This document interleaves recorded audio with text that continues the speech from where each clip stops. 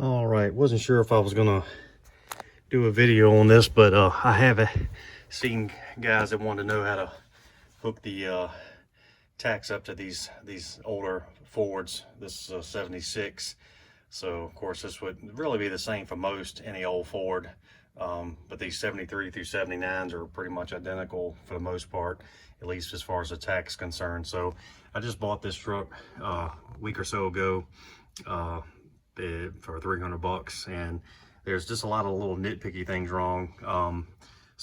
I really just decided to work on some of those today and not fool with anything too crazy. I fooled with this shifter yesterday for a while and got a little frustrated with it, so I decided instead of being out here today and pulling my hair out over that I'd just hit some easy stuff. So I noticed when I got this truck running that this tach wasn't working. And anybody that's ever bought a truck from somebody else, especially one that's not pristine by any means, you'll see some pretty janky stuff. So first of all, I followed the loom down, and of course this is pretty much how the wires were underneath here. They were a little bit more underneath, but pretty much that's how it looks. So that was a bad start to the whole situation. And then if we come up through here, let me cut my flashlight on here.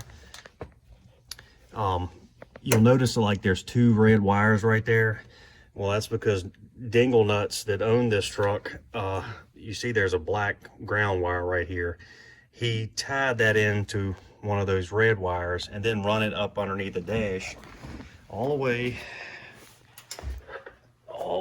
way to right there.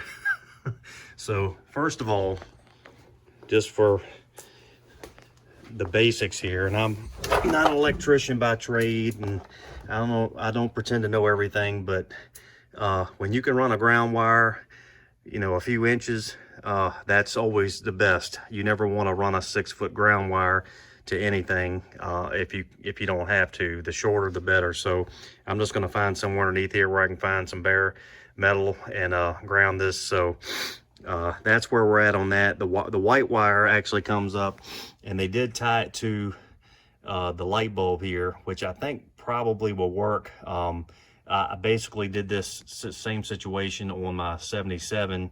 I just didn't tie it literally, like you can see they spliced it in about a quarter of an inch from where it ties in. So I probably would have went down a little further than that, but this should be okay. I'm going to leave that for now. And so that just leaves the green and the hot wire. And of course the hot wire, I'm not sure where they tied that in yet. The green wire actually goes all the way to the coil, but they spliced about 4 wires to get there, so that's really not desirable as well.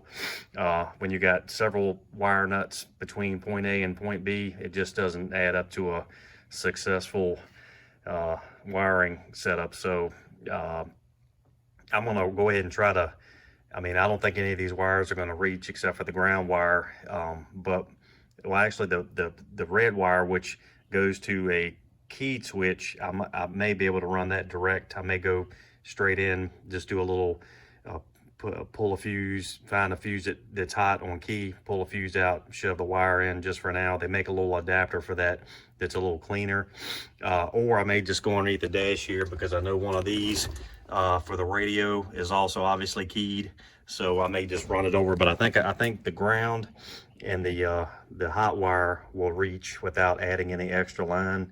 But the one going to the coil, which is the green, I'm gonna try to cut all that junk out and just use one piece off the green to get there, and then the same, actually the white one is going. So really the only one I have to really clean up good is this coil wire, and I'll actually show you just so you can see some of this mess that people tend to do. So here is the green wire coming to the coil from I'm assuming this box, and you can see that wire nut is spliced into, I think that's a blue wire. You can see some blue there, but it's just caked in some oil, and then it comes all the way over, and you can see it hits another yellow wire nut right there, and then goes in, and I think it may even hit another one underneath the dash. So I'm just going to make a straight shot, and I'm going to run it along the firewall back there and just kind of come straight in here instead of running it clean across.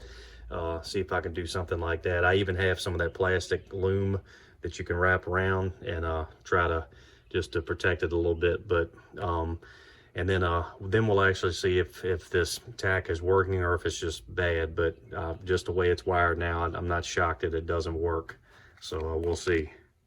Well, it wouldn't surprise me if this tack is burn up, because I'll show you why. I've got everything else reran to the coil, got the ground wire ran to a screw underneath here, right there. Hopefully that's making enough contact. We'll find out here in a second. But yeah, this is the actual red wire for switched power, and it may not have done anything, but Home Slice put a roach clip on it and had it attached down here to the emergency brake bracket. So yeah, I hope in my infinite wisdom that power wouldn't come through the power or the emergency brake mechanism here. So just thought y'all get a kick out of that. Almost done here, so we'll see what we got.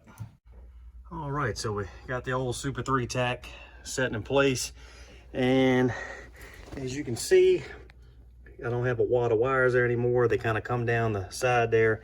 I do have the black ground wire ran over to a screw underneath the dash, and I've already tested it, and it is a solid ground. So I'll go underneath here, and you can see where I did a little jimmy jam there with the just poking it in the fuse. And basically most all these will get hot. This one's just a 7.5 amp fuse. I don't know if anything, I'm not sure if that fuse is 7.5, but that's what it's labeled as. But anyway, I've just got the wire doubled over and pushed in there real solid, and it shouldn't go anywhere for the time being. At some point I'll do a more permanent job, either by one of those adapters that you can wrap around a fuse and hook your wire to, or just find another spot. But for now, that's where she sits. And so really the only wire that's going underneath the dash is the green one to the coil. The white one I just shortened up a bit, and it connects right here to the dash light. I think that bulb was blown, but that's where that's hooked up.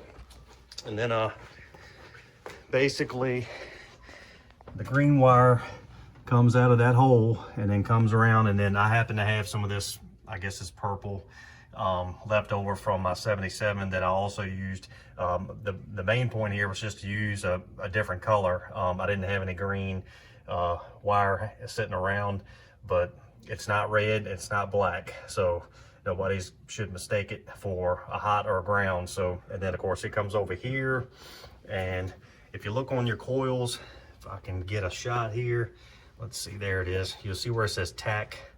And then of course the wire that comes out, he just kind of, I wish he hadn't cut it so short to the, I guess he did find a middle spot. It's not a whole lot of wire exposed, but you see the wire coming out of the Tach there.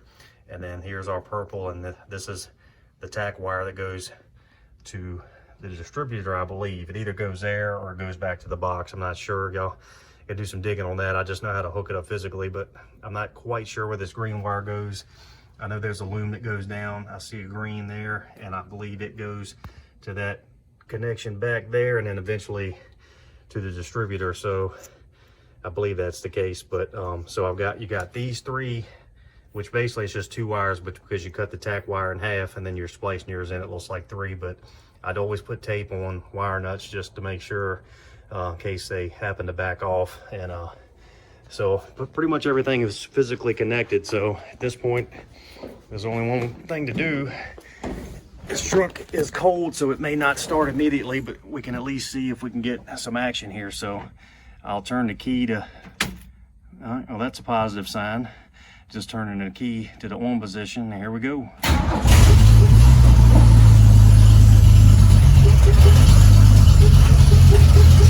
All right, looks good.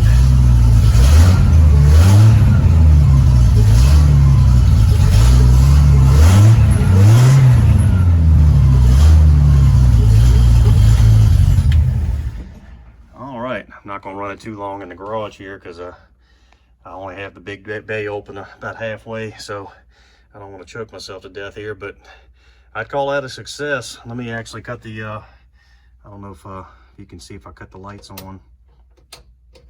Yeah, I can't tell if the, I can't really tell. I'm even looking to the side here. I can't see if the illumination's working, but yeah, I can't tell. So I was trying to keep the flash from the phone off of it, but there you go, man. That's pretty much it. This is a 76 F-150, but this should definitely apply to 73 to 79s, and it should also apply in a lot of ways to the 67 to 72s, but I know the dashes are different, so I don't want to say that for sure. I've never owned one of those models, but there shouldn't be a whole lot of difference in them really as far as the coils and everything. But if you got any questions, just feel free to put them down in the comments, and I'll try to answer them best I can. I appreciate it. Thank you.